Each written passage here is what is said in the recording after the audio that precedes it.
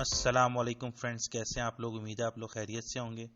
तो ये लैपटॉप की हार्ड ड्राइव है, ये थिन है जो आजकल आती हैं, और ये इससे पुराने वाले वर्जन में जाती हैं। थोड़ी सी थिकनेस का फ़र्क है इन दोनों में। जो थिन है इसी के साथ की आपकी जो है ना एसएसडी ड्राइव्स भी आती हैं। और ये जो मेरे हाथ में ये NVMe और M2 SSD कार्ड ड्राइव्स हैं, तो आप इनका साइज़ कंपैरिजन कर लें। ये आपके रैम से भी तकरीबन छोटा ही है जो इसका मेन एरिया है। अच्छा, सबसे पहले इस ड्राइव को डालने के लिए आजकल जिन जिन लैपटॉप्स में भी आ रही हैं, ये इंटरनली डलती हैं। और इन लैपटॉप में बैटरी भी इंटरनल होती है। तो आपने ये सारे जो स्क्रूज हैं जो सामने नज़र आ रहे हैं, सारे स्क्रूज आपने खोलने हैं, क्योंकि इसका बॉटम का जो साइड है वो हमने पूरी ओपन करनी होती है। और वो किस तरीके से जो है हम उसको करेंगे वो मैं बता देता हूँ। पहले हम ये स्क्रूज खोल लेते हैं। और जो टूल्स इस्तेमाल होंगे, आपको पेपर कटर को अच्छा सा हो तो वो भी बेहतर है, क्योंकि हमने ये रबड़ की जो इसकी लेंथ्स लगी हुई हैं नीचे ग्रिप के लिए, इनको भी रिमूव करना है कि कुछ स्क्रूज जो हैं हमारे उसके नीचे लगे हुए हैं। तो और दूसरा हमें एक जो टूल चाहिए होगा, टूल वैसे कोई भी इस्तेमाल कर सकते हैं, जो प्लास्टिक का आपके पास स्क्रू ड्राइवर हो जिसकी टिप मेटल ना हो। तो खोलने के लिए तो आपको मेटल टिप ही चाहिए, लेकिन जो इसका जो पीछे से बेस हटाने के लिए चाहिए, वो ये जो मोबाइल रिपेयर्स वगैरह ये इस्तेमाल करते हैं, क्योंकि मैं तो कुछ ना कुछ इस तरह का काम करता रहता हूँ, मेरे पास मौजूद था। वो मैं इधर शो भी कर देता हूँ आपको, कि वो जो चीज़ आपको रिक्वायरमेंट है उसकी, वो मैं यहाँ पे उसकी तस्वीर भी डाल देता हूँ। कि हाथ में मैंने इसको पकड़ा हुआ था और इस तरह शायद नज़र नहीं आया। अच्छा, तो सबसे पहले ये पॉइंटेड हमने पेपर कटर से जो है ना, आप फर्स्ट टाइम थोड़ा सा ज़रा इसको इतना इजी नहीं होता, ध्यान से आपको करना है। और इस काम को आप तभी करें जब अगर आप समझते हैं कि आपके अंदर थोड़ी एक्सपर्टीज़ है और कर सकते हैं, शौक से करते हैं तो कर लें।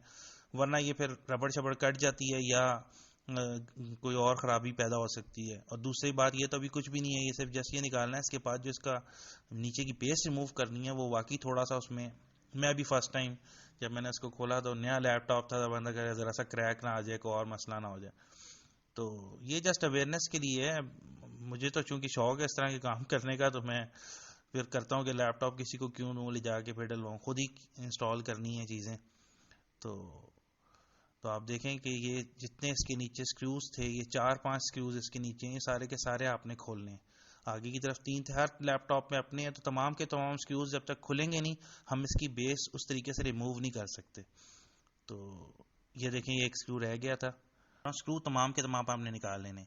इसके बाद बेस को जो है हम लैपटॉप की फ्रंट साइड इस तरह रखेंगे, और इसको थोड़ा सा यहाँ से प्रेस करेंगे। और उसके बाद ये मोबाइल स्क्रीन ओपनर वाला जो टूल है, तिकोना सा मेरे पास ट्रायंगुलर, इसको मैं यहाँ एहतियात से इसके अंदर इंसर्ट करके, इसकी ये पॉइंटेड एज है थोड़ी सी, लेकिन चूंकि ये है प्लास्टिक का, ध्यान से इसी तरह पूरे लैपटॉप में इसके तमाम के तमाम लॉक्स खुलते चले जाएंगे। एहतियात एहतियात से एंड टू एंड मैंने इसको जहाँ तक मैं जा सकता हूँ इस तरह करूँगा। इसके बाद मैं इसको बैक से थोड़ा सा चेक करके, इसके बाद पीछे के भी ये जो लॉक हैं इस जगह हिंजेस के पास, ये भी रिलीज कर रहे हैं, तो ये देखेंगे इस तरह हो जाएगा। लेकिन जल्दबाजी नहीं करनी, बहुत ध्यान से इसको करना होता है, क्योंकि सारा डेलिकेट इलेक्ट्रॉनिक सिस्टम है लैपटॉप में आजकल। और सारा का सारा नए लैपटॉप जितने आ रहे हैं इन सब में यही है, बैटरी इंटरनल है और आपको ये पूरी बेस खोलनी पड़ती है।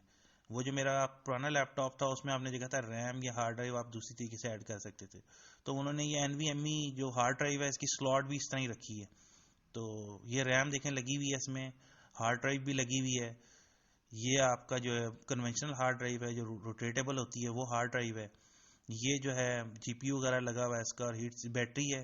इसके बाद ये GPU हीट सिंक वगैरह लगा हुआ है इसका। और ये आपकी रैम लगी हुई है 8 GB की। और ये जो है ये M2 NVMe SSD जो कार्ड ड्राइव कहलाती है, उसका स्लॉट है। सिर्फ एक स्क्रू होता है, इसको ओपन करना होता है, और जस्ट स्क्रू को हम ओपन करेंगे और हार्ड ड्राइव को इस जगह पर, जिसमें देख रहा हूँ साइज पूरा है, क्योंकि और कुछ लैपटॉप्स हैं जिस तरह वो PM लैपटॉप्स Y11B वगैरह जो हैं, उसके अंदर इसी हार्ड ड्राइव, इसमें भी बल्कि ऑप्शन है कि आप इसे कट करके लगा सकते हैं, क्योंकि इसमें जो मेन एरिया है वो छोटा ही है उसका, तो वो आप उसमें ज़रा छोटी हार्ड ड्राइव लगती है, इससे भी छोटी लगती है, उसका साइज़ और कम होता है। इसके बाद आपने दोबारा हार्ड ड्राइव लगाने के बाद कुछ भी नहीं करना, जस्ट वही बेस जिस तरह आपने लगाई थी, इसको ध्यान से आपने प्रेस कर देना है कि किनारे इसके बंद हो जाए। एहतियात से आपने प्रेस करनी है। LCD का ध्यान रखना है, LCD नाजुक होती है। CD-ROM जो निकाला था वापस डाल दें। ये CD-ROM का स्क्रू है, बाकी भी स्क्रू जो है वो टाइट आपने कर देने हैं। फ्रंट बैक तमाम के तमाम स्क्रू आप लगा दें। हाँ, एक एहतियात बाज़ वक़्त कर सकते हैं आप, अगर आप फर्स्ट टाइम ये काम कर रहे हैं तो मैंने इसको लैपटॉप को वैसे पहले ऑन करके देख लिया था कि NVMe जो है वो डिटेक्ट भी कर रहा है कि नहीं, क्योंकि ये सब कुछ बंद कर दूं और NVMe डिटेक्ट ही ना कर रहा हो तो फिर फ़ायदा कोई नहीं है अगर वो ड्राइव में कोई प्रॉब्लम हो। क्योंकि हो सकता है मैंने जो ड्राइव मंगवाई है ये दराज के थ्रू एक सेलर था कराची का, जो मतलब ये बिल्कुल नई नहीं है ड्राइव, लेकिन ये ओरिजिनल सिस्टम से निकाली हुई ड्राइव्स हैं और 2019 इसका जो मेक है ईयर है, तो नई ड्राइव ही है और स्पीड वगैरह अच्छी सपोर्ट करती है। 2 GB पर सेकंड तक इसका जो है ना डाटा राइट करने का स्पीड है इसकी। तो इसके बाद आपने दोबारा यही दोबारा जो है वो इसकी पट्टियाँ सी जो पीछे हैं ग्लूस में लगी होती है, नीचे प्रेस करके थोड़ा सा दबा देना होता है एहतियात से। लेकिन बार बार मैं आपको बताऊंगा ये जो नए लैपटॉप्स हैं, delicate laptops, delicate paper LED screens होती हैं इनकी, तो ये ध्यान रखना है, ये ना हो कि ये तो बड़ी फिट से बिठा दें और पता चला स्क्रीन क्रैक हो जाए। तो इस चीज़ का आपने थोड़ा सा ध्यान रखना है कि ये आपका इस तरीके से हो जाए। अब हम नोटबुक को खोलते हैं। एक जस्ट कंपैरिजन मैंने लगाया हुआ था कि विद इन 8 सेकंड ये बूट कर रहा है। विद इन 8 सेकंड ये मेरा सिस्टम इस ड्राइव को लगाने के बाद, विंडो इंस्टॉल करने के बाद बूट कर जाता है। अच्छा, मैंने कंपैरिजन के लिए पहले जब अपने Core i3 4th जनरेशन के साथ इसका मुकाबला किया था तो इसको तकरीबन 25 सेकंड लग रहे थे बूट होने में, 25 सेकंड प्लस ही लग रहे थे। तो वो मैंने कंपैरिजन के लिए ये पुरानी वीडियो लगाई हुई है। अभी मैंने इस वीडियो में शुरू थी वो दिखाया था कि वो 8 सेकंड में बूट कर गई है और उस वक्त मेरा Core i3 जो है वो विनर था। लेकिन अब जो है मेरा Core i5 10th जनरेशन जो है वो हर लिहाज से विनर है, क्योंकि अभी भी Core i3 को जो है ना इतना टाइम लग रहा है। तो इंशाल्लाह ताला फिर किसी वीडियो के साथ मिलते हैं, तब तक के लिए दुआ में मुझे याद रखिएगा, अपना बहुत सारा ख्याल रखिएगा। अल्लाह हाफिज़।